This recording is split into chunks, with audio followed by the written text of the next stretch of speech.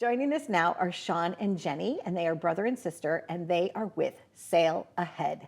Welcome to the show. How are you both? Very well. Thank you for having us. Thank you for having us. I'd like to touch first, I want to just go right into the story. Please share with us the beginning of Sail Ahead. Absolutely. So my older brother, who's not here right now, and we founded Sail Ahead in the winter of 2013. And the reason we started Sail Ahead was because one day while getting ready for school, we heard on the news that at least 22 veterans were taking their lives every day, and this was a VA study. We thought that that was completely absurd, and being sailors our whole lives, we figured we could accommodate one more person on the boat with us. He happened to be from the Vietnam War, and he was going to therapy for 20 years to treat his post-traumatic stress disorder. After the first sail, when we got back on the beach, he gave us a hug. We started crying because he was crying, and we asked him why we were crying, and he said that it's because that he just went through the best therapy he ever had. So once that happened, the rest was sort of written for us. Jenny, at what age were you just like 6 weeks old when you got on a boat? Like, I want to know, like, with your family and with sailing. With my family, we've always been on the water. My father grew up in France, and sailing was always involved in our family. The region where we're from is a very heavy in sailing, and so it was just sort of natural to us to always be sailors. But when we started Sail Ahead, I think I was 10, 12, 11. 12. Something like that, one of those ages. And so it was just sort of natural to us to always be sailing, and we didn't realize how unfamiliar it actually was to most people here, especially for veterans who have never been on the water before. And especially on Long Island, you would think that more veterans on Long Island would have been on the water, but not so much sometimes, We have so many stories of people that tell us that they actually don't know how to swim, which is shocking to us because we figured if you're in the military, you probably should know, but we realized that there were many veterans who had never even seen the water, like people who live in Huntington, where we're from, who've never even seen the Huntington Lighthouse. And that was just something so normal to us. So it was like motivating, like, oh, you need to see this. It's so cool. Our television show participates every year in the music festival that's at the Lighthouse, the historic lighthouse preservation, and they're a wonderful organization. They do so much also. But so you're helping specifically veterans as well as others, or mostly veterans? When we started Sail Ahead, our mission is, I'm sorry, I'll let Jenny respond. So we're a veteran-based organization, so we take veterans sailing.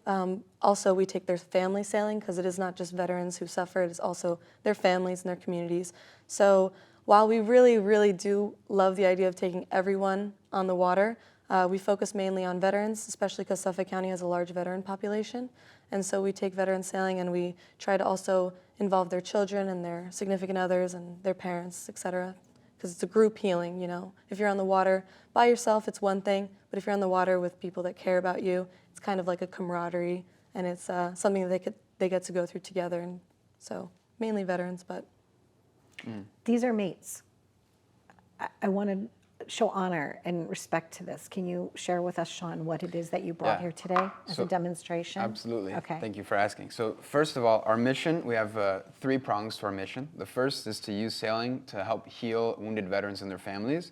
Number 2 is to raise and spread veteran suicide awareness and post-traumatic stress awareness. And the third is to honor and remember our mates. And these are our mates. So they represent over 219 veterans who've died by suicide, and we're in touch with many of their families. And if you're curious about reading about them, you can find their bios on our website, www.sailahead.org. And so when we started Sail Ahead, as I mentioned, the VA said that at least 22 veterans were taking their lives every day. So this represents 10 days worth of suicide every 10 days in the United States. So the reason why we carry them with us is not only to honor and remember them, to take every opportunity we can to talk about them, but it's also because for people who don't know about this epidemic, the suicide epidemic, this is a pretty clear and poignant symbol of what it's actually costing us every 10 days. So, and one of the greatest things, oh wow, this is amazing. So Shampoo, her mother, the first time I went sailing with Shampoo, I took a selfie and I sent it to her mother. Shampoo, she took her life at a young age, and her mother said, "Wow, that's fantastic. My daughter has never gone sailing before." So, it's more than, it's not a name tag. It represents a life, and behind every name tag there's a family that is suffering or has suffered. And so it's important for us to bring them wherever we go and talk about them to anyone who will listen, and even those who won't listen. I wanted to have you on because I thought it was so unique what you're doing, so valuable and so important that you've dedicated your life to this. Your family, it's like so, sadly, PTSD is so prevalent right now. And I grew up singing in a patriotic singing group when we would sing at veterans hospitals. And when I first heard of your story, somebody called me to tell me about you. I was like so impressed by what you do. I know that yacht clubs and other people are like, partnering with you. What can the general public, the civilians, right? What can civilians do to help? Yeah, so that's the thing. There's I think there's 76,000 veterans in Suffolk County. So we don't have enough space on our boat to bring them all. So what we do is we try to leverage the goodwill of the sailing community with the veterans population.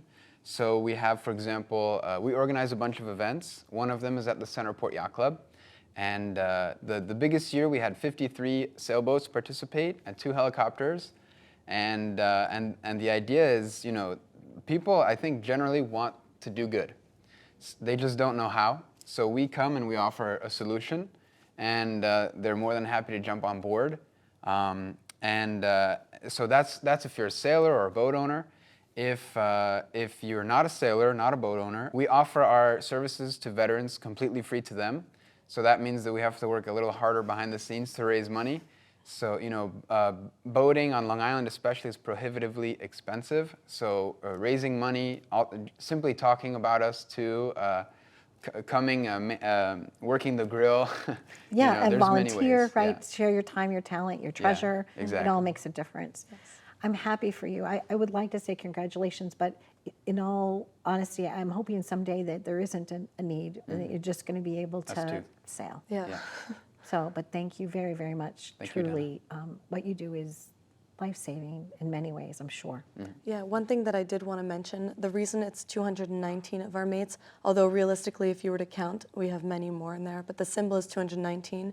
And the reason it's not 220 when you take 10 multiplied by 22 is because we subtract 1, representing the one life we attempt to save. And it is the number that I don't know if we want to know, and I don't know how to know it, but it really hit for me personally when people were coming up to us, and I don't know, I was like 16, I'm 22 now. I was 16, I think, when I was really made aware of how impactful this was, because sailing up until that point for me was just fun. Somebody told my family that we saved their life, and we've heard multiple people throughout the years say that as well, and it's, it reminds us like, oh yeah, like, this is exactly what we're doing, and we can't stop because, when people tell you things like that, you have to keep going. And we've made many lifelong friends. Oh yeah, so many great friends. Yeah, we love the veteran community. Like, obviously every veteran is different, and you can't generalize like that. But we've made so many great friends, and their stories are really. It's such a privilege to be able to hear their stories. To give you an example, Jenny recently went bear hunting in Colorado with one of our new friends. So. Well, there you go. Yes. Thank you very, very much. If you are a veteran or you know a veteran that could be helped by this program, whether it's here in Long Island or maybe a satellite program that you want to start in your community, please reach out to them. Sail ahead. Be well.